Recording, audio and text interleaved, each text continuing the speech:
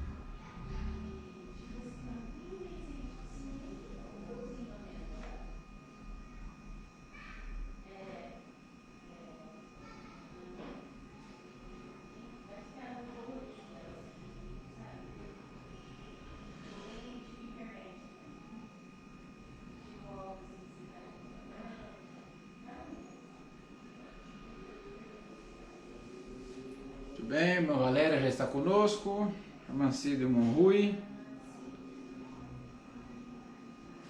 Vamos acompanhando aqui quem vai participando com a gente. Sejam muito bem-vindos aí.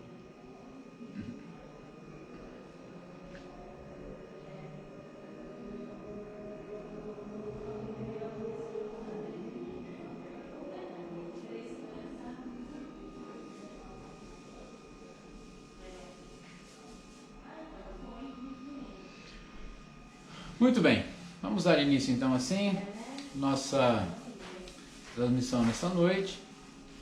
Estamos felizes por estar juntos, aqui graças a Deus estamos todos bem, a contaminação não chegou até a gente, graças a Deus por isso, pelo menos a gente não tem tido sintoma algum e está tomando todos os cuidados, cremos que estamos seguros, estamos todos bem, graças a Deus, não é? E agradecemos ao Senhor por isso. E agradecemos também pela sua vida, você que também está aí livre da contaminação, livre da enfermidade e livre de qualquer outra enfermidade também. Nós louvamos ao Senhor, agradecemos a Deus pela sua vida, agradecemos a Deus pela sua condição. E se você está enfermo, aonde você está nos assistindo aí, se você está enfermo, está passando por qualquer tipo de enfermidade, nós também queremos interceder por você, para que você não tenha maiores complicações e seja curado o mais rápido possível e possa testemunhar da graça e do amor de Deus, ok? Fim de semana chegando ao final, nós queremos também agradecer a Deus porque Ele tem cuidado de nós e a semana passou e a graça do Senhor tem sido abundante e nós temos desfrutado da sua misericórdia, da sua salvação, da sua alegria, da sua paz. E o Senhor tem cuidado de nós, mesmo nesse momento difícil, momento de ansiedade, momento de dificuldade, não é?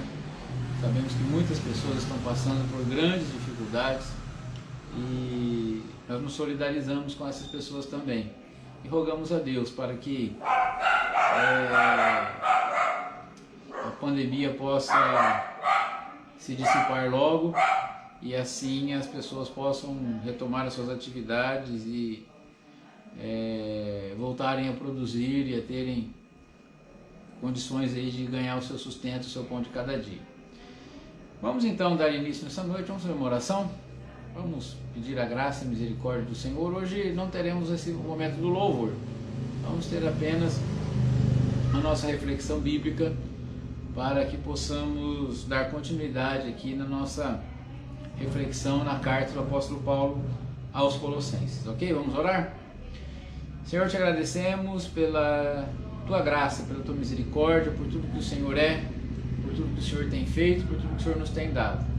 Te louvamos, ó Deus, pela semana que está terminando, te louvamos, ó Senhor, pelo cuidado que o Senhor tem tido conosco, O Senhor tem cuidado de nós, a Tua graça e a Tua misericórdia têm sido abundantes em nossa vida e nós Te louvamos por isso, Te louvamos porque estamos bem. Te louvamos também, ó Deus amado, pelo sustento que não tem faltado, mas sabemos, ó Deus, que em muitos lugares, pessoas estão enfermas, famílias estão perdendo entes queridos, pessoas estão sem poder trabalhar, sem poder produzir e sem ganhar o sustento, pessoas estão sofrendo grandes dificuldades e nós nos solidarizamos com essas pessoas e intercedemos diante do Senhor agora por elas, para que aquelas que estão enfermas sejam curadas, para que aqueles que estão enlutados sejam consolados, para que aqueles, ó Deus, que estão sem poder, ó Deus amado, ganhar o seu sustento, que o Senhor, na sua bendita bondade e misericórdia, supra as necessidades, abra as portas e socorra, Senhor, essas pessoas, essas famílias, Pai. Ó Deus, que os nossos governantes tenham sabedoria para coordenar esse momento de acordo com aquilo que for melhor, ó Deus amado, principalmente para aqueles que são mais vulneráveis, aqueles que estão sofrendo mais nesse momento. Que o poder público, o governo, as nossas autoridades saibam direcionar recursos e esforços para que aqueles que estão sofrendo mais possam ser assistidos e essa ação possa ir evoluindo até que aqueles que estão sofrendo menos também sejam alcançados. Queremos também pedir a Tua graça para a nossa meditação na Tua Palavra, pedir que o Senhor fale conosco, nos dê discernimento, sabedoria e graça, para que possamos compreender a Tua Palavra e sermos capacitados pelo Senhor para aplicá-la ao nosso coração e vivê-la de acordo com a Tua vontade e para a Tua glória. Em nome de Jesus oramos. Amém. Amém. Muito bem, nós vamos meditar sobre o trecho da carta do apóstolo Paulo aos Colossenses, no capítulo 2, a partir do verso 6 e até o verso 23. Diz assim o nosso texto: Portanto, assim como vocês receberam Cristo Jesus o Senhor, continuem a viver nele, estando enraizados e edificados nele, confirmados na fé, como foi ensinado a vocês, crescendo em ação de graças. Tenham cuidado para que ninguém venha a enredá-los com sua filosofia e vãs sutilezas, conforme a tradição dos homens, conforme os rudimentos do mundo e não segundo Cristo. Porque nele habita corporalmente toda a plenitude da divindade. Também nele vocês receberam a plenitude. Ele é o cabeça de todo principado e potestade. Nele também vocês foram circuncidados, não com uma circuncisão feita por mãos humanas, mas pela remoção do corpo da carne, que é a circuncisão de Cristo, tendo sido sepultados juntamente com ele no batismo, no qual vocês também foram ressuscitados por meio da fé no poder de Deus que o ressuscitou dentre os mortos. E quando vocês estavam mortos nos seus pecados e na incircuncisão da carne, ele lhes deu vida juntamente com Cristo, perdoando todos os nossos pecados, cancelando o escrito de dívida que era contra nós e que constava de ordenanças, o qual nos era prejudicial, removeu-o inteiramente, cravando-o na cruz, e despojando os principados e as potestades, publicamente os expôs ao desprezo, triunfando sobre eles na cruz. Portanto, que ninguém julgue vocês por causa de comida e bebida, ou de festa, ou lua nova, ou sábados, porque tudo isso tem sido sombra das coisas que haviam de vir, porém o corpo é de Cristo. Não deixem que ninguém se faça de árbitro para desqualificar vocês, com pretexto de humildade e culto de anjos, baseando-se em visões, estando cheio de orgulho sem motivo algum na sua mente carnal, e não retendo a cabeça, a partir da qual todo o corpo, suprido e bem vinculado por suas juntas e ligamentos, cresce o crescimento que vem de Deus. Se vocês morreram com Cristo, para os rudimentos do mundo. Se vocês morreram com Cristo para os rudimentos do mundo, por que se sujeitam a regras como se ainda vivessem no mundo? Não toque nisto, não coma disso, não pegue naquilo. Todas essas coisas se destroem com o uso. São preceitos e doutrinas dos homens. De fato, essas coisas têm aparência de sabedoria, ao promoverem o culto que as pessoas inventam, falsa humildade e tratamento austero do corpo, mas elas não têm valor algum na luta contra as inclinações da carne. Louvado seja o Senhor por essa bendita palavra. Aqui nós começamos a nossa reflexão nesse texto, a respeito desse trecho, dessa importante carta aos Colossenses, pensando a respeito do que nos torna bons diante de Deus. O que faria com que Deus tivesse misericórdia de nós e nos salvasse do inferno e nos levasse para morar com Ele na eternidade no céu? O que nós precisamos fazer? O que é preciso para que possamos ter segurança de salvação e segurança da vida eterna? Será que é possível saber seguramente que somos salvos? Será que é possível termos certeza da vida eterna e da salvação em Cristo Jesus? Será que somos bons o suficientes para recebermos a sua misericórdia e nos encontrarmos com Deus na eternidade, seja após a nossa morte aqui ou quando Ele vier buscar a sua igreja? Será que estaremos prontos para ir morar com Ele eternamente no céu? O que é preciso? O que nos torna aptos ou aceitos diante de Deus? Nessa sessão da carta aos Colossenses, o apóstolo Paulo vai nos falar um pouco a respeito disso, porque a situação daquela igreja era uma situação em que falsos mestres estavam se infiltrando na vida comum daquela comunidade cristã para deturpar o evangelho, para trazer uma nova mensagem, trazer uma nova temática, trazer uma nova essência do evangelho. Na verdade, eles estavam dizendo que tinham uma revelação nova, não é? De que somente aquilo que eles aprenderam dos fundadores daquela comunidade, que por sua vez aprenderam com o apóstolo Paulo, não era suficiente. Então eles precisavam fazer alguma coisa para se tornarem aceitos, se tornarem bons diante de Deus. Mas o tema do texto que nós lemos aqui, conforme você já deve ter percebido, é o apóstolo Paulo refutando completamente a doutrina daquelas pessoas, dizendo que apenas a fé em Cristo Jesus é suficiente para nos garantir a vida eterna, nos dar a certeza da salvação. Porque nenhum de nós pode ter a certeza de que é bom o suficiente, ter a certeza de que fez o que tinha que fazer para se tornar bom diante de Deus.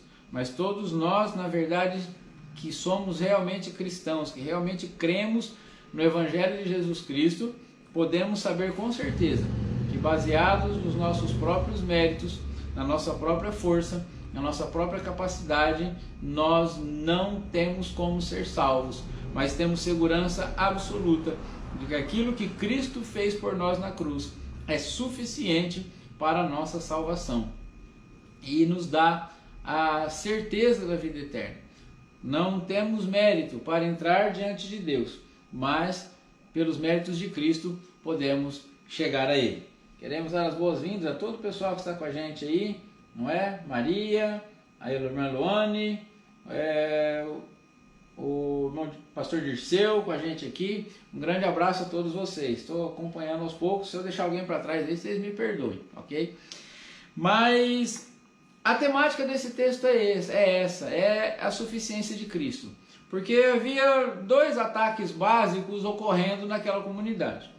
Um deles era o ataque com relação às práticas da lei judaica, da lei de Moisés. Então, os judaizantes, eles diziam, Cristo somente não é suficiente para a salvação. Também é preciso guardar a lei, também é preciso obedecer os mandamentos, também é preciso cumprir todos os preceitos, como a circuncisão, a guarda do sábado, há coisas que se pode comer, há coisas que não se pode comer, não é? Então existe uma restrição cerimonial, existe uma restrição alimentar até, não é? Existem algumas práticas físicas que precisam ser observadas para que nós nos tornemos bons diante de Deus. Cristo é bom, a fé em Cristo é importante, mas não resolve a nossa vida. E outras pessoas também estavam nessa esteira do judaísmo, mas com uma heresia a mais, vamos dizer assim, dizendo que não só a fé em Cristo e não só as práticas da lei, mas que também era preciso ter uma revelação especial, era preciso ter um conhecimento elevado, não é? E nem todos podiam chegar a esse conhecimento, nem todos conseguiam adquirir esse conhecimento. Então, esses sábios, esses gnósticos, eles tinham sempre algum mistério que só eles tinham acesso, que só eles tinham recebido como revelação de Deus, para que as pessoas pudessem chegar a Deus, e todos deveriam buscar esse conhecimento. Então a salvação em si não era para todos, mas era algo que somente quem fosse iluminado de uma forma toda diferente, toda especial, poderia chegar à salvação, poderia se tornar bom diante de Deus. Talvez você puxou aí na sua mente agora e já conseguiu identificar algumas pessoas que ainda hoje fazem parte desses grupos. Pessoas que pregam que para viver a fé cristã e para ser salvo, para ser aceito por Deus, é preciso que você faça algumas coisas e não faça outras coisas. E também há pessoas que pregam, não é, que só a Bíblia, só a palavra de Deus, só o Evangelho é muito pouco. Então tem algumas revelações que são especiais e que só algumas pessoas específicas tiveram, e Deus escolheu aquela pessoa para dar uma revelação totalmente nova, contrária ao que está escrito na Bíblia, não é? Uma interpretação deturpada das Escrituras, mas que é um mistério que ninguém tinha tido acesso até então, e somente essa pessoa iluminada pôde receber. E se você não andar de acordo com a doutrina que essa pessoa estabelece, você também não pode ser salvo. Talvez você tenha já identificado ao longo da sua vida aí algumas dessas ideias, algumas dessas mensagens disfarçadas aí, ou sendo anunciadas como se fossem o Evangelho de Jesus Cristo, quando na verdade não são. Então o apóstolo Paulo começa no nosso texto aqui, no versos 6 e 7, ele começa nos dizendo que a fé é algo que recebemos do nosso Senhor, e esse, o nosso Senhor, ele é a base da nossa fé. E, portanto, como nós recebemos dele, nós devemos permanecer e nos desenvolvermos nessa fé, e não temos o direito de alterá-la. Ou seja, a fé cristã, o Evangelho, não é algo que um ser humano inventou, não é algo que um ser humano criou. Nós só temos o conhecimento de Deus, nós só temos o conhecimento de Cristo, nós só temos acesso ao Evangelho porque o próprio Senhor Jesus nos deu. A nossa fé, ela nos foi dada. Não é? O texto que nós lemos diz que a fé foi dada a nós. Nós não compramos essa fé, nós não conquistamos essa fé, nós não nascemos com essa fé, nós não decidimos obter essa fé. O Senhor nos deu gratuitamente pela graça e por sua misericórdia. Se você crê em Deus, você saiba que esse ato de crer, essa capacidade de acreditar é um presente que você recebeu de Deus, não nasceu com você, não é inerente sua. Não é? O apóstolo Paulo, escrevendo aos Efésios, e talvez tenhamos ainda a oportunidade de estudar a carta aos Efésios aqui juntos, ele fala justamente isso, que é pela graça que nós somos salvos por meio da fé, e essa fé não vem de nós, ela é um dom de Deus, não é? Ela não é algo que a gente decide. Então, Paulo está sendo enfático aqui que o Evangelho que nós recebemos, que nós aprendemos, veio do próprio Deus. O Evangelho que os colossenses receberam, eles receberam do Senhor Jesus, não é? E o próprio Senhor Jesus é a base dessa mensagem, é a base do Evangelho, porque se você tirar Jesus do Evangelho não sobra nada, não é? Jesus, ele é a essência, ele é a espinha dorsal, ele é a pedra fundamental, a pedra angular, ele é a sustentação do Evangelho. Sem Cristo, sem a cruz de Cristo, o Evangelho simplesmente não existe. Portanto, eu e você que ouvimos o Evangelho e cremos no Evangelho, nós temos a obrigação de permanecer no Evangelho verdadeiro, puro e simples, bíblico. E devemos buscar a cada dia nos desenvolver nessa fé, desenvolver o nosso caráter, desenvolver a nossa comunhão com Deus, desenvolver a nossa relação com as pessoas, desenvolver toda a nossa vida baseada nesse alicerce. E não podemos de forma alguma nem mudar e nem alterar a mensagem, nem alterar a sua essência, nem alterar a sua fonte e nem alterar a sua base. Aí no verso 8 o apóstolo Paulo começa a falar sobre as ameaças, né, que essa fé que nós recebemos sofre, porque embora essa fé ela seja um presente dado por Deus, ela sofre ataques, ela está sob ameaça, ela está sob constante tentativa de ser usurpada, de ser contaminada, de ser deturpada. E o apóstolo Paulo está chamando a atenção no verso 8, dizendo que o ataque declarado da fé, nem sempre o ataque, aliás, que ameaça a fé, nem sempre é declarado, nem sempre é explícito, mas na maioria das vezes ele é sutil. E essa forma sutil de deturpar, de atacar a fé, que é a forma que as falsas doutrinas usam, ela é talvez a que mais ameaça, mais perigosa, mais danosa, mais nociva, porque ela vem de forma silenciosa, ela começa a deturpar a doutrina cristã, essas falsas doutrinas começam a nos afastar da fé em Cristo. Aqueles irmãos aos Colossenses estavam sob esse ataque, e estavam correndo esse perigo, estavam correndo um sério risco, porque esses ataques sutis, disfarçados de piedade, de boas obras, de conhecimento, de revelação, estavam contaminando a fé que aqueles irmãos receberam de forma tão pura, tão eficiente, daqueles irmãos que estiveram em Éfeso e aprenderam com o apóstolo Paulo. Então nós precisamos entender isso. Primeiro, a fé nos foi dada, nós recebemos essa fé, nós devemos nos desenvolver nela, não devemos alterá-la de maneira alguma e devemos tomar cuidado para que as falsas doutrinas, na maioria das vezes e de forma mais danosa, com sutilezas, na surdina, como diríamos aí, não contaminem essa nossa fé e acabem nos afastando do Senhor Jesus Cristo. Nos versos 9 e verso 10, o apóstolo Paulo agora faz uma afirmação importante. Ele diz que nada, não é? Eu estou aqui parafraseando, já comentando o texto, para que a gente não se delongue muito nessa nossa reflexão, mas se você estiver com a Bíblia aberta aí, você pode acompanhar, tá certo?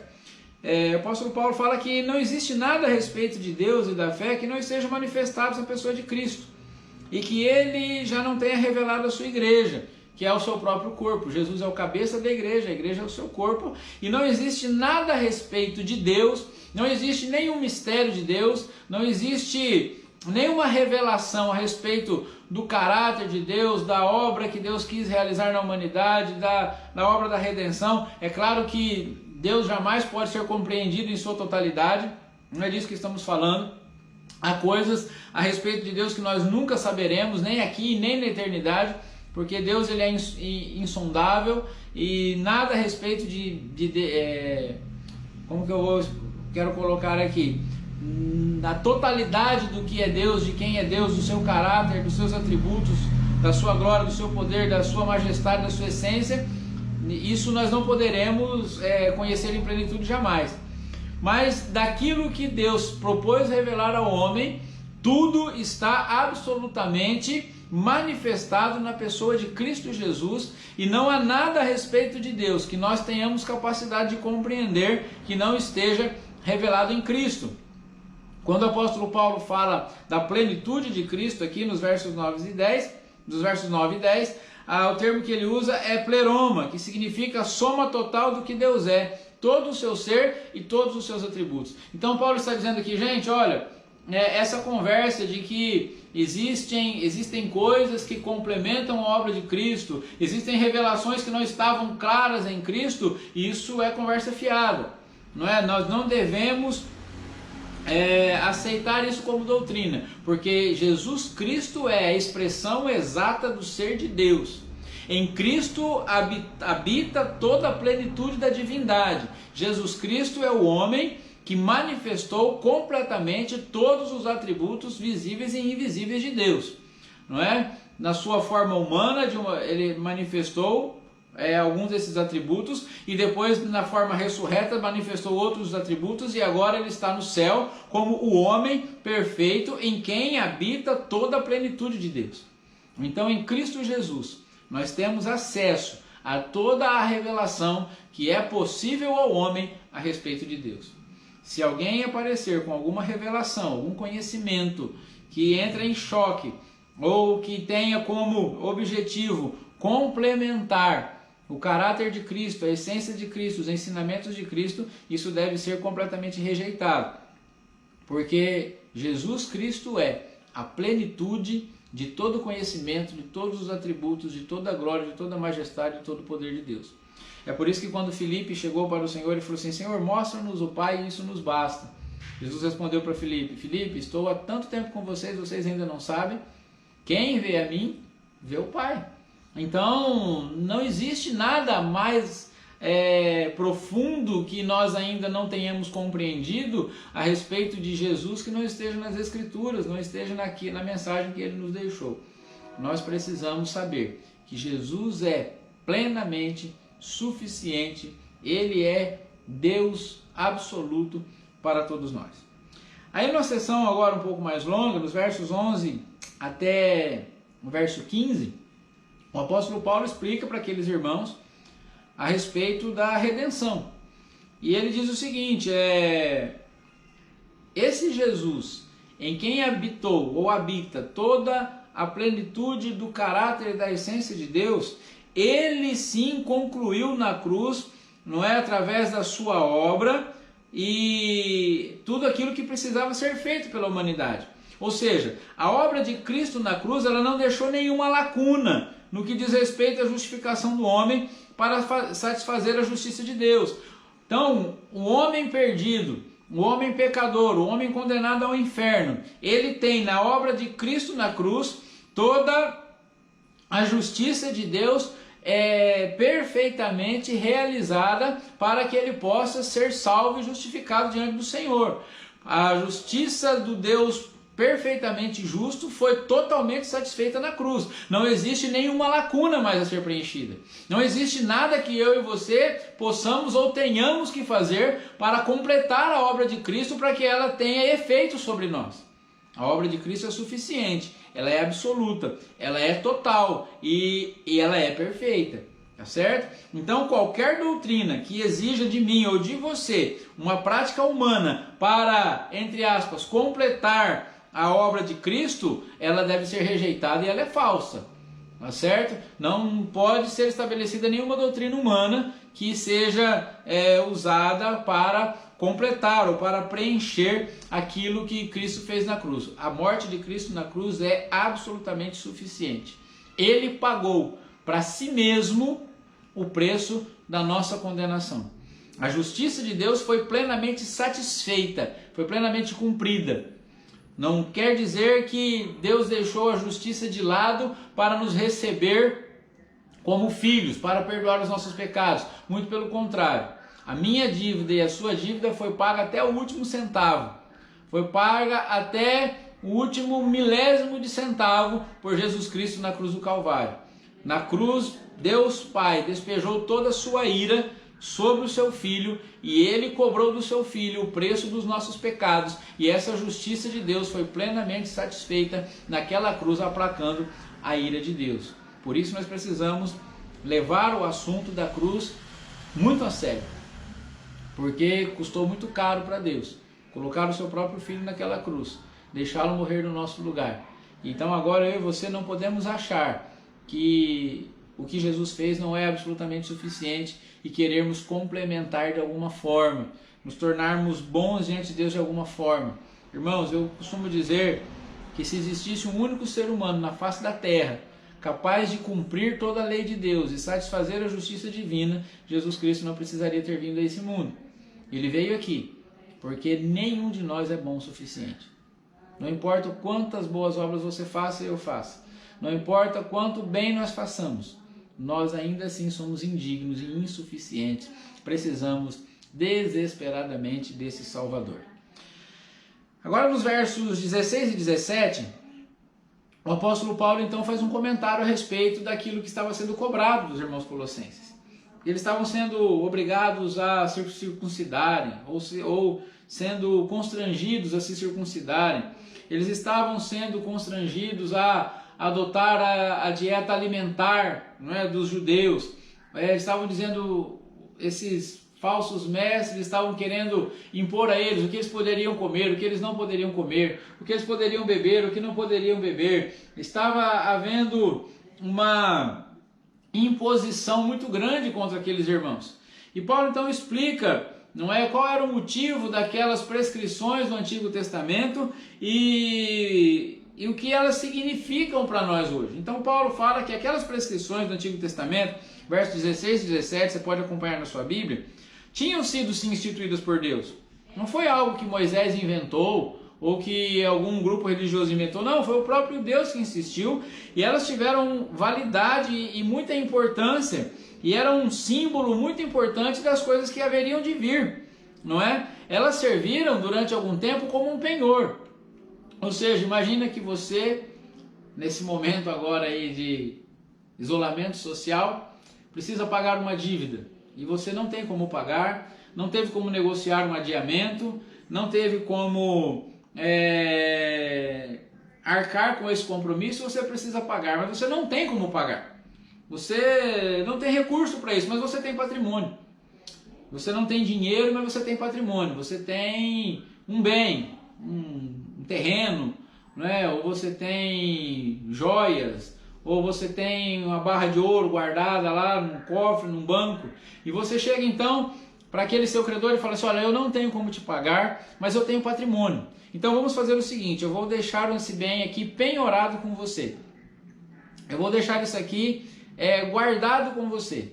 E quando eu tiver o recurso suficiente, eu venho aqui e eu vou resgatar o meu penhor e eu vou pagar a sua dívida.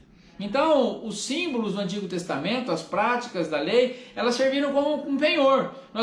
Eles não tinham como pagar e não tinham quem pagasse. Então, o que aconteceu? Eles faziam os sacrifícios, eles observavam as práticas da lei, e isso tudo era o símbolo das coisas que haveriam de vir. Os animais sacrificados simbolizavam o Cristo que viria a ser sacrificado no nosso lugar. E isso tudo serviu como penhor, deixou essa dívida em suspenso, até que o Senhor Jesus veio e quitou a dívida de todo mundo. Tanto dos presentes, quanto dos passados, quanto dos futuros. E quando Jesus morre na cruz, ele morre pelo pecado de toda a humanidade, dos que haviam sido cometidos e estavam suspensos por causa do penhor, daqueles que estavam sendo cometidos naquele momento e do nosso pecado que não havia sido cometido ainda, tá certo? Então aquelas obras do Antigo Testamento eram o penhor, elas serviram como símbolo e como penhor das coisas que haveriam de vir. Mas Jesus Cristo consumou tudo isso através da sua obra na cruz do Calvário, da vitória dele, do triunfo dele sobre toda a entidade do mal. Então Jesus, quando vem, ele paga o preço dos nossos pecados, ele vence a morte, ele vence o inferno, ele triunfa, ele humilha Satanás, ele humilha todo o inferno. Jesus pendurado naquela cruz, ensanguentado e bradando está consumado, não era a vitória do diabo, não era a vitória do inferno, não era a vitória do mal, mas era sim a vitória do Cristo, do Deus Todo-Poderoso, que acabava de pagar o preço de todos os pecados que haviam sido cometidos no passado, dos pecados que estavam sendo cometidos no presente e dos pecados que ainda seriam cometidos no futuro, e daqueles que foram cometidos até hoje e dos que serão cometidos até o fim dos tempos. Jesus triunfou, ele envergonhou o mal. A palavra que o apóstolo Paulo usa aí como triunfo é como desfile dos campeões que voltam da batalha envergonhando os seus escravos, os seus prisioneiros trazidos da guerra.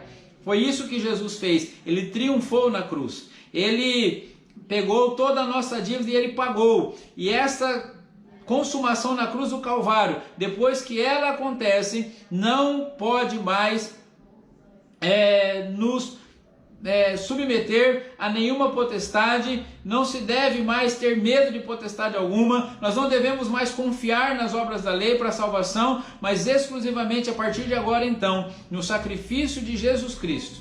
Então toda a doutrina que quer atribuir poder de salvação a qualquer elemento da natureza, seja aos astros, seja aos anjos, porque aquelas pessoas também tinham nesse culto onde eles recebiam revelações especiais, cultuavam aos próprios anjos, não é? Eles estavam pregando essas coisas em Colossos, a basear a sua vida nos astros. Isso acontece até hoje. Nós temos aí a questão do horóscopo, da astrologia. Nada disso tem valor algum para nós. A nossa suficiência está em Cristo. Jesus Cristo é suficiente para nós. Nós não precisamos absolutamente mais nada. Ele triunfou na cruz contra a morte, contra o inferno. Nós não tememos o inferno, nós não tememos o diabo, nós não tememos Satanás, nós não tememos o mal, nós não tememos o que o homem possa nos fazer. A nossa vida está absolutamente segura em Cristo.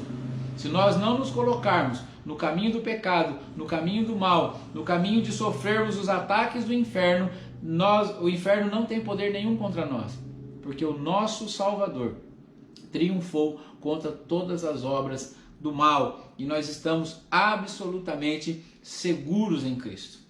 Então, baseado nessa segurança, baseado nessa suficiência, o apóstolo Paulo então fala a respeito de como deve ser a vida da igreja a partir de agora. Então, o que é essa igreja que foi salva por Jesus, que recebeu dele a fé, que está vivendo o evangelho que recebeu, desenvolvendo a sua fé ou a sua salvação, como diz o próprio apóstolo Paulo, não é? Como essa igreja então deve viver? E ele fala que a verdadeira igreja, versos 18 e 19, você pode acompanhar na Bíblia aí, ela cresce em unidade e amor, manifesta o reino de Deus no mundo e não julga uns aos outros, e nem avaliam se as suas obras os tornaram dignos ou os tornam dignos diante de Deus, mas eles sabem que todos foram alcançados pela graça, e assim eles vão se ajudando na caminhada, enquanto são aperfeiçoados em amor e conformados à imagem de Jesus Cristo, que morreu por causa dos nossos pecados, e nele nós também morremos para o pecado. Então, como é que a igreja vive agora? A igreja não vive fazendo cobranças uns aos outros, julgando uns aos outros. Nós não vivemos numa competição para saber quem é melhor, quem é pior. Nós não vivemos quem entendeu o evangelho de verdade. Não é aquele grupo de pessoas que vive tentando ostentar uma santidade maior que a do outro. Não.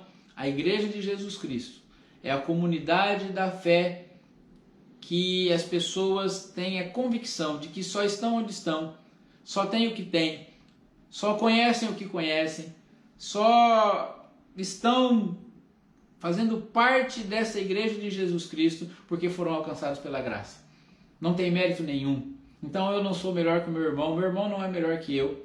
Nós não temos nada melhor do que os outros, nós não somos privilegiados no sentido de termos mérito, não temos mérito algum, mas fomos alcançados pela graça. Então eu sei que eu só estou aqui porque eu fui perdoado. O meu irmão sabe que só está também nessa comunidade porque ele também foi perdoado. E porque fomos perdoados, podemos perdoar uns aos outros. Podemos nos ajudar a crescer no amor, na unidade, na comunhão. Vamos manifestando o reino de Deus no mundo. Vamos fazendo a obra de Deus, anunciando o evangelho, amando as pessoas, praticando as boas obras. É porque o evangelho é que nos capacita para as boas obras, não são as boas obras que nos capacitam para o evangelho. O evangelho ele nos capacita para entrarmos no céu, e não é enquanto não entramos no céu, nós praticamos essas boas obras, mas não são as boas obras que nos capacitam para a salvação. Ser salvo nos condiciona a praticar boas obras, mas as boas obras não nos levam à salvação. Quando o apóstolo Paulo escreve sobre as virtudes que o cristão manifesta lá na carta aos Gálatas, no capítulo 5, não é? Ele fala que todos aqueles atributos como a longanimidade, bondade, benignidade, mansidão, domínio próprio, fé, o amor, assim por diante, eles são fruto do Espírito, não é fruto da nossa crença, não é fruto da nossa religião, não é fruto da nossa conduta, mas é fruto da presença de Deus na nossa vida através da pessoa do Espírito Santo. E aí, quando a gente aprende a viver dessa forma, aí o evangelho começa a fazer sentido. Aí começa a fazer sentido para a gente ter um Salvador.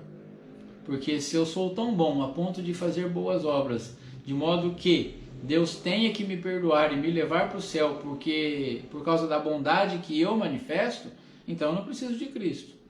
O evangelho não faz sentido, a Bíblia não faz sentido, porque a Bíblia toda nos mostra como pecadores indignos e Deus vindo ao nosso encontro para resolver o nosso drama, o nosso problema, não é? Então, se o ser humano é capaz de ser bom o suficiente para ser aceito por Deus, então o evangelho não faz sentido, a Bíblia não faz sentido.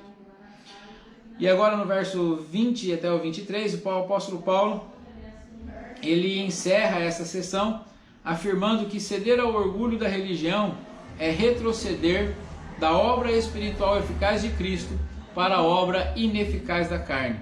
Ou seja, é uma volta à escravidão do pecado. Ou como nós diríamos assim, na nossa linguagem mais comum, é andar para trás. Então, quem conhece o Evangelho, quem conhece a palavra de Deus, quem um dia, não é, como cantamos lá, naquele nosso cântico bem conhecido, quem um dia sentiu o seu pecado e viu sobre si a espada da lei, e apressado fugiu, em Jesus se escondeu, e abrigo seguro nele achou, não é, que compreendeu que foi lá na cruz, que o seu pecado foi castigado em Jesus, e pela fé teve os olhos abertos, e agora estava alegre por causa da salvação que encontrou em Cristo. De repente começa a esquecer que foi salvo pela graça e quer ter mérito e quer cobrar de Deus as bênçãos dele porque entrega dízimos, porque faz oferta, porque pratica boas obras, porque não come determinado tipo de alimento, porque não bebe determinado tipo de bebida, porque usa determinado tipo de roupa e não usa outro determinado tipo de roupa. E eu não estou aqui para falar de usos e costumes, não é? Mas eu estou aqui para dizer que o cristão, ele é moderado e ele é exemplo e ele é uma pessoa equilibrada em toda a sua maneira de viver, mas não é isso que o torna bom diante de Deus e que o torna salvo. O que nos torna salvo é a fé em Cristo Jesus. Ele é suficiente. E é Ele que molda o nosso caráter. E é Ele que nos conforma à sua própria imagem. Então o cristão, antes de tudo, é alguém que se parece com Cristo em todos os aspectos da sua vida.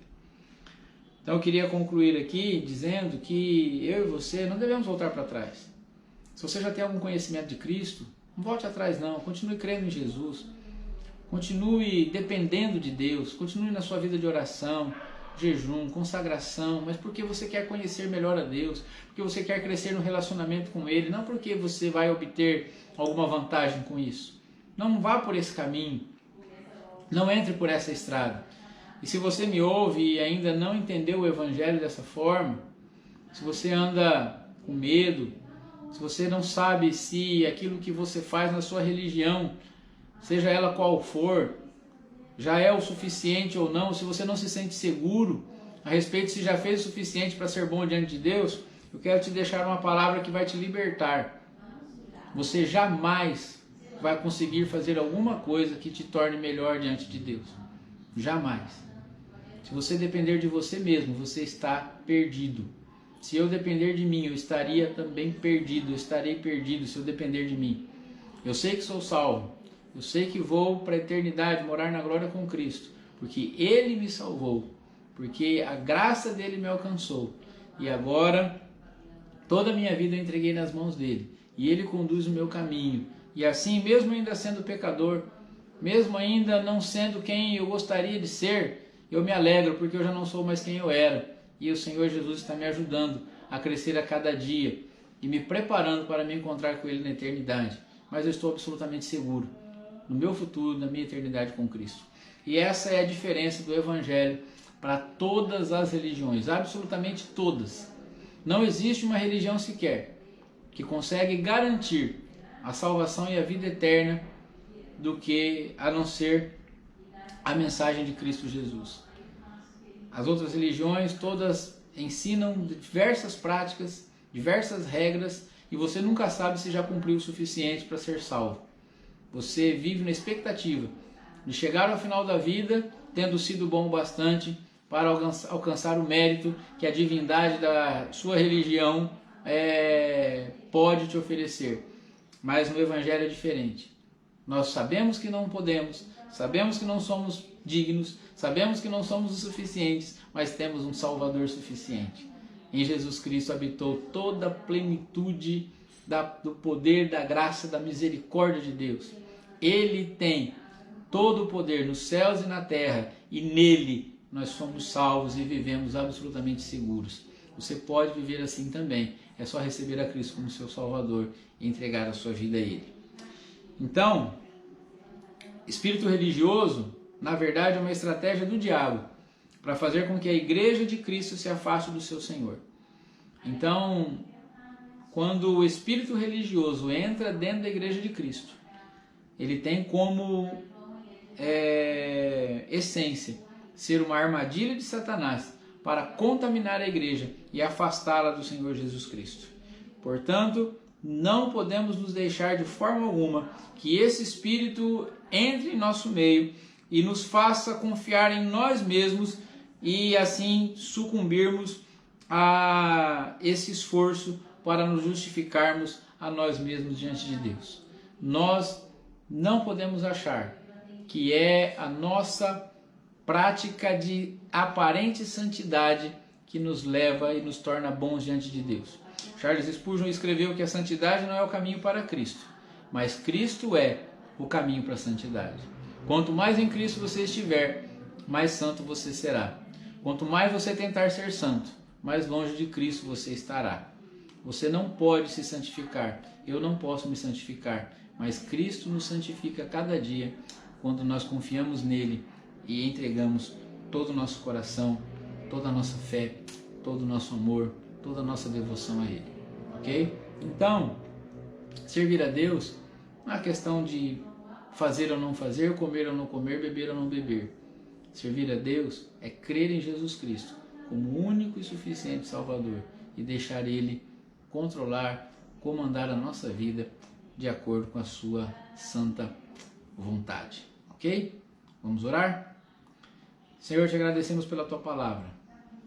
Te agradecemos, ó Deus, porque aprendemos que a nossa fé nós recebemos do Senhor, não é nossa.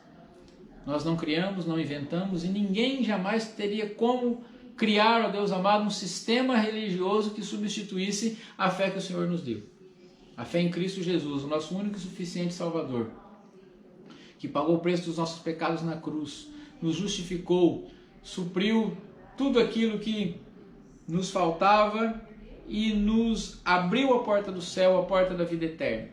Senhor, nos ajude a crer sempre nisso, a nos mantermos firmes, ó Senhor, nessa convicção, enquanto caminhamos juntos pela fé no Senhor, ajudando uns aos outros, amando, perdoando, servindo. Ó Deus, crendo no Senhor, que o Teu Espírito nos santifique a cada dia, para que possamos estar cada dia mais conformados com o caráter do nosso Senhor, do qual somos o corpo e Ele é o cabeça. Que possamos rejeitar, ó Deus amado, toda religiosidade, toda prática mundana que contamina a nossa fé e nos afasta do Senhor, que insufla o nosso ego e nos faz confiar em nós mesmos, confiar em astros, confiar em anjos, confiar em revelações, confiar, ó Deus amado, em doutrinas que não se encaixam com o Teu Evangelho. Senhor, tira isso de nós. Guarda-nos, Senhor, de confiar nessas coisas e ensina-nos, ó Deus, a amar o Senhor, crer no Senhor, viver para o Senhor todos os dias da nossa vida.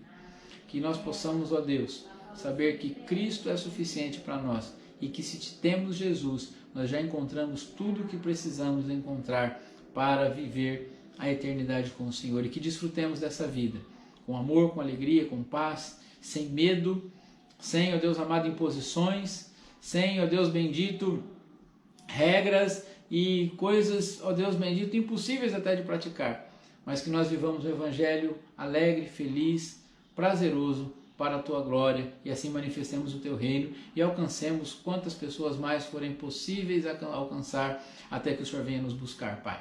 Obrigado por esse tempo na Tua presença, obrigado pela Tua graça, pela Tua misericórdia, em nome de Jesus. Amém. Ok? Muito bem, assim nós vamos ficando por aqui, não é? Pastor Dirceu Pucharelli, a Márcia Cristiane também estava conosco, né? Irmã Márcia Cristiane lá de Adolfo, glória a Jesus. Leliane também, a irmã Leila lá de Telêmaco Borba, não é? Louvado seja o Senhor. Né? A Márcia Keis lá de São Paulo, Praia Grande. Louvado seja Deus pela vida de todos vocês que estiveram conosco aqui, tá certo? Se eu perdi algum nome, vocês me perdoem, por favor. No domingo, às 19 horas, teremos uma outra transmissão, essa lá na igreja. Aí teremos o culto completo, momento de louvor e também a ministração da palavra de Deus, tá certo? Irmã Valéria aqui mandando um amém pra gente. Um grande abraço a todos vocês. Fiquem na paz do Senhor Jesus. Lembrando que Amanhã esse vídeo será postado no meu canal lá no YouTube e eu estou precisando bastante, gente, de bastante inscritos lá, para que a gente possa também transmitir ao vivo pelo YouTube. Então, se você puder, entra lá no nosso canal, se inscreva, compartilhe, vamos fazer esse canal também crescer para levar a mensagem do Evangelho a muitas outras pessoas, tá bom? Um grande abraço, uma boa noite, um bom final de semana, Deus os abençoe e vos guarde sempre. Fique com Deus.